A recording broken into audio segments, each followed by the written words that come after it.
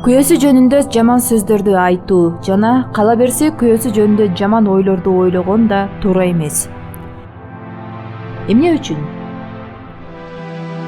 Бүгүн мен сиздерге жолдошуңузду кантип ийгиликке жеткирүүнү жана кантип ийгиликсиз же алсыз кылуу жөнүндө илимде далилденген эксперименттерди баяндап берем.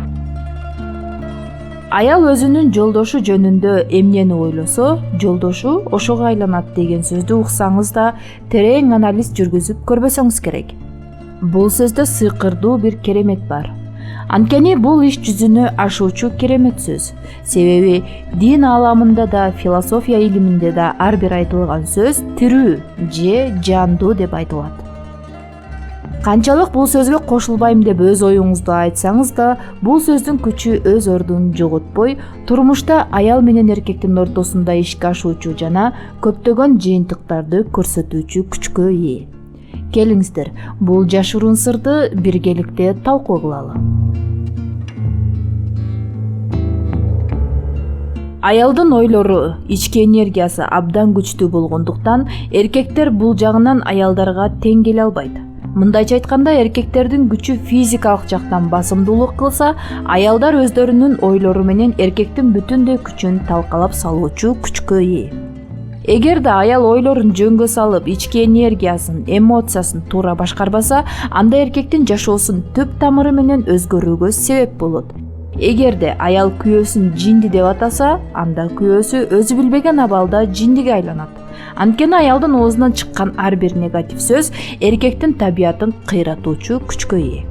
Эгерде аял жолдошу жөнүндө жакшы ойлоп, мен бактылуумун, мен өмүрлүк жолдошумду туура тандадым, бул менин жашоомдогу адамым деп айтса, эркек ошол замат кандайдыр бир көзгө көрүнбөгөн күчтүн жардамы менен өзгөрүп, анын маанайы да, иши да алдыга жүрө баштайт. Бул нерсени өзүңүз практика жүзүндө аткарып көрсөңүз болот. Эми бул сөздөргө көңүл буруп көрүңүз. Балким сизге тааныш сөздөр бар чыгар. Менин күйөөм алсыз. Бир ишти эптүү кыла албайт, анын жолу жок. Ал ийгиликсиз. Эч нерсеге жөндөмү жок. Ал мага татыктуу эмес. Бир мыкты түзөп кага албайт. Бул тизмени токтотпой дагы улантып кете берсек болот. Эми ушул тизмедеги сөздөрдү сиз өзүңүздүн курбуңуз менен же апаңыз менен сүйлөшүп олтурганда, жолдошуңуздун үстүнөн арызданып, өзүңүздүн сырыңыз менен бөлүшүп турарыңыз анык. А эгерде бөлүшпөсөңүз дагы, ичиңизден ойлонуп, башыңыздын ичи ар түрдүү сөздөргө, негативтерге толуп кеткендир. Дүйнөлүк психологдордун айтканына бир аз көңүл буруп кетели. Эмнегедир аялдар жолдошун өзгөрүүсүн күтүп, эгерде ал өзгөргөн болсо бактылуу жашаймын деп ойлошот да, күн сайын жолдошунун кемчиликтерин издеп, аны өзгөртүү менен убараланып күн өткөрүшөт. Көпчүлүк айымдар өзүнүн жашоосун иликтегиси келбейт, себеби бала кезден калыптанып калган адаттары менен күйөөлөрүнүн өзгөрүшүн каалашат. Күйөөм өзгөрсө мен бактылуу болом деген ойлор бул кыялкеч айымдардын каалоолору болуп эсептелинет. Башка адамдын кемчилдигине байланып калган адам өзүнүн кемчилдиктерин эч качан көргүсү келбейт эмеспи? Жада калса аны чечүүнү да ойлобойт. Мына ушундан улам айымдар өзүнүн каталарынын үстүнөн иштөөнүн ордуна айланасындагы адамдарга өзүн жабырлануучу катары көрсөтүп, күйөөсүн жамандап жүрө берет. Билесизби? Күйөөгө айып такканда биз өзүбүздү эң мыкты жана акылдуу сезебиз. Ушул нерсенин артынан көпчүлүктүн көңүл борборунда болуп, башкалардын бизге боор тартуусун каалайбыз. А бир четинен алып караганда, эркекке туура эмес мамиле кылып, жаман сөздөрдү айтсак, алар үй бүлөдөн кетип каларын интернет айдыңында, китептерде, журналдарда психологдор дайыма эскертип келишет. Биз күйөөбүзгө наразы болуп, аны башкалар менен талкуу кыла бергенибиздин дагы бир себеби, биз өзүбүзгө өзгөрүү деген жоопкерчиликти алгыбыз келбейт. Ушул алсыздыгыбыздан эмне кылууну билбей калабыз.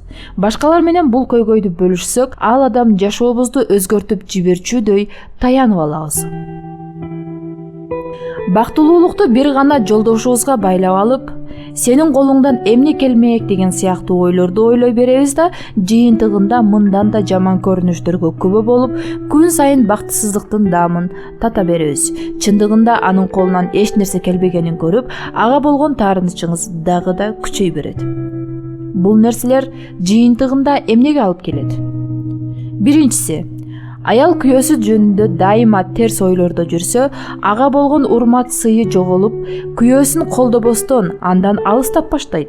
Жыйынтыгында эркектин иши жүрүшпөй, ойлору чаржайт болуп чачырап, моралдык жана материалдык жактан алсызданып кете берет.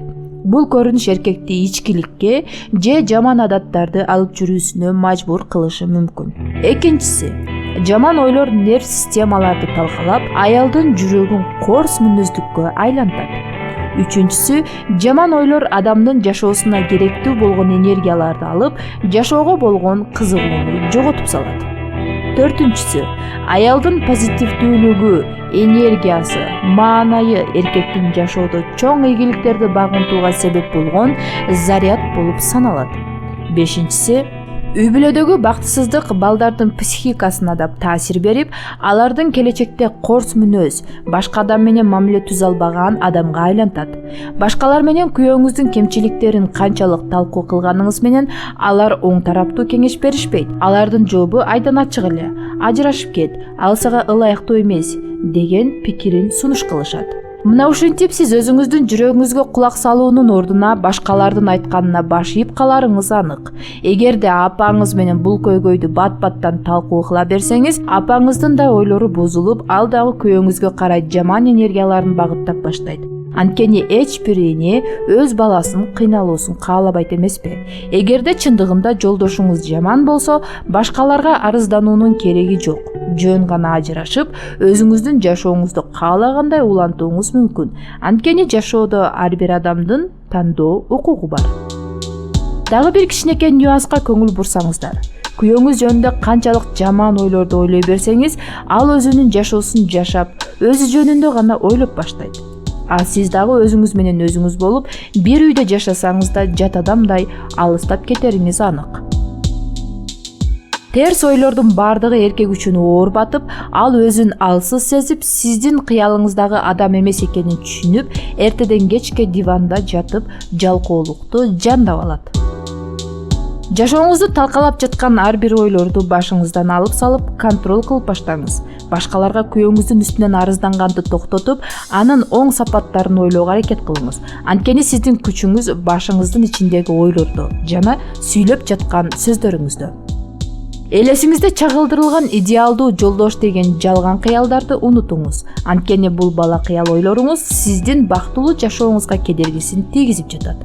Жолдошуңузду качан өзгөрүп, качан менин кыялымдагы эркекке айланат деген ойлордон баш тартыңыз. Мындай күтүүлөр сизди капалантуудан башка эч кандай жыйынтыкка алып келбейт.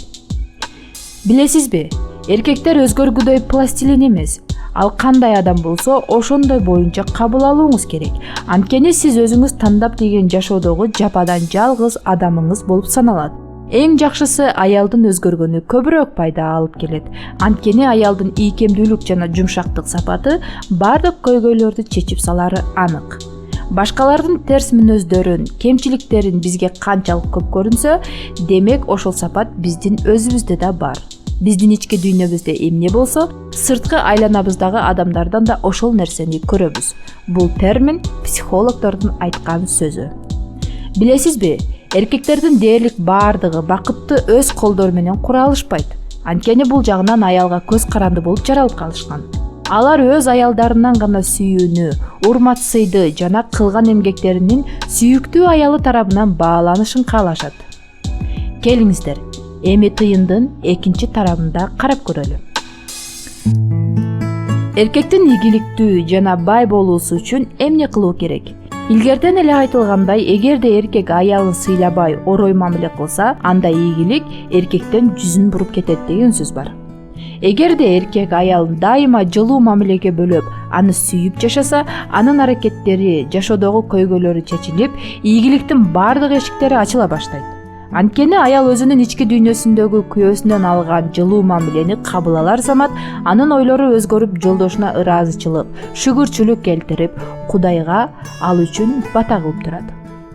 Байкап көрсөңүз, эмнеге кээ бир акылдуу эркектер аялдарынан эч нерсени аяшпайт жана аялдарын ар түрдүү белек-бечкектер менен кубандырып турат.